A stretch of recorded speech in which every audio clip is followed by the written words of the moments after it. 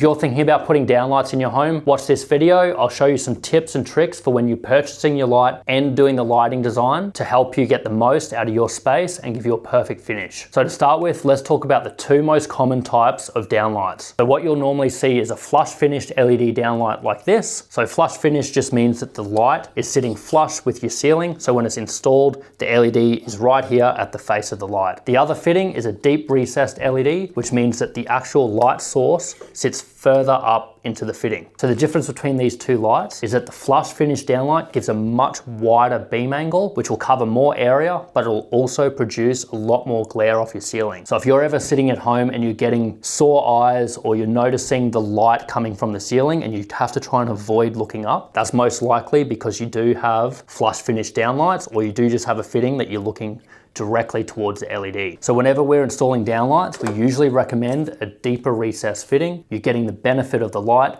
but you're not getting the harshness off the ceiling. When they're off and you're just looking at them in the shop, you're not really going to notice the difference. You might just think, oh, these are going to be less noticeable on the ceiling because they'll blend in, but there'll be a huge difference when you turn them on. So as you can see, this is your standard flush finish downlight. If it's sitting like this and you're looking at it, you're still getting heaps of glare like that. Even though it's above you, you can see the LED directly. Yes, it gives out a lot of light and a big beam angle, but you're gonna get that harshness off the ceiling. The other light is the deep recess fitting. So as you can tell, that's on now. You can see the light underneath. You're not getting that same harshness from the actual fitting. So the light is coming from up here inside the fitting and not right from the surface. You can get them with a black finish in here, which will also reduce the glare coming off the fitting itself. Second thing that a lot of people get wrong, they'll say, hey, I want the highest wattage light possible. The wattage doesn't really matter when you're doing a lighting design. If you're getting a really good quality downlight, you can often get the same lumens, which is the brightness of the light, from a lower wattage fitting. For example, you can have an 8-watt LED downlight that pushes out more lumens or is brighter than a low quality 12 or 15 watt downlight.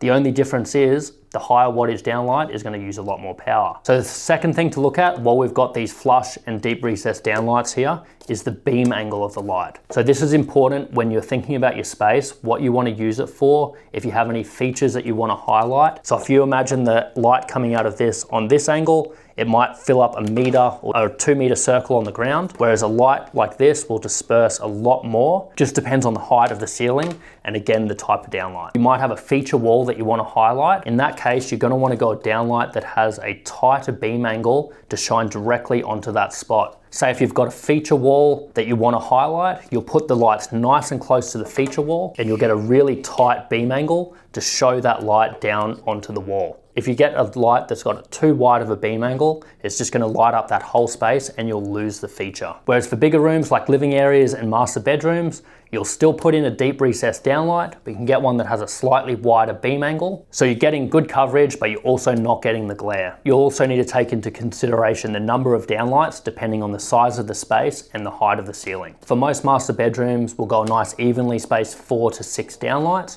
and we'll normally incorporate a dimmer as well. Because the master bedroom is one of those spaces where sometimes you might want full brightness for if you're cleaning, making the bed, and at other times, you might be doing other activities in the bedroom, you might want the lights dimmed down a little bit, so it's not too harsh. And that brings us on to the third tip. Make sure when you're getting downlights that you're getting a dimmable model. Most downlights these days should be dimmable, but it's worth double checking. Having a dimmable fitting just really allows you to adjust the brightness of the light to give you exactly what you need for that space. Now, the next thing, which is super important, is the color temperature of your light. So for most homes, you're gonna wanna go between 2700 and 3000 kelvins, which is your warm white or your yellowy color. This gives a nice homely feel. It's not too harsh. Nothing looks worse than having timber floors and dark finishes and then having a super bright, cool white light reflecting off them. The contrast is too much and it just does not look good. You'll notice in majority of higher end homes and hotels and restaurants,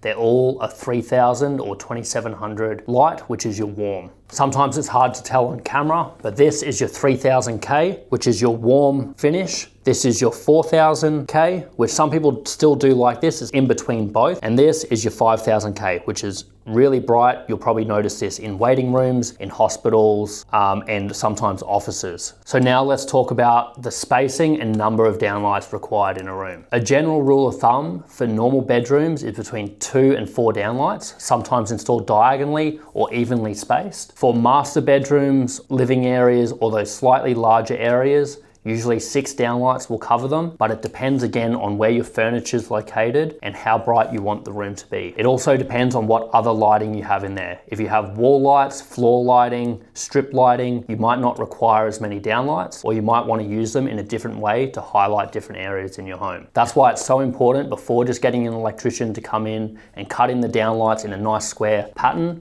you want to have a look at what you're trying to achieve with the room, because sometimes 4 downlights just evenly spaced in the area won't give you the effect that you're looking for. This especially comes to rooms like kitchens, where you've got overhead cabinetry and you've got island benches, walkways, and you don't want to have shadowing behind your head. So when positioning downlights in kitchens and bathrooms and areas where you don't want shadowing, the biggest thing not to do is put the light behind you. You don't want to be working in your kitchen near your island bench or across your bench space and having the downlight casting a shadow in front of you. Same as in the bathroom, if you're trying to do your makeup or you're just trying to use the mirror and you've got a light behind you, it's going to cast a shadow and it's going to make it very difficult for you to see properly. What we recommend in kitchens is to evenly space the downlight, but to also have another source of light in that area, like a strip above the bench. And for bathrooms, a nice wall light on the side or a mirror light to shine out onto your face. We'll cover other types of lighting in a different video, but keep that in mind when installing downlights in those areas, that you just don't want to be casting shadows, and you get shadows by having the light source behind you. And putting lights above your island bench, you're going to want to go a narrow beam angle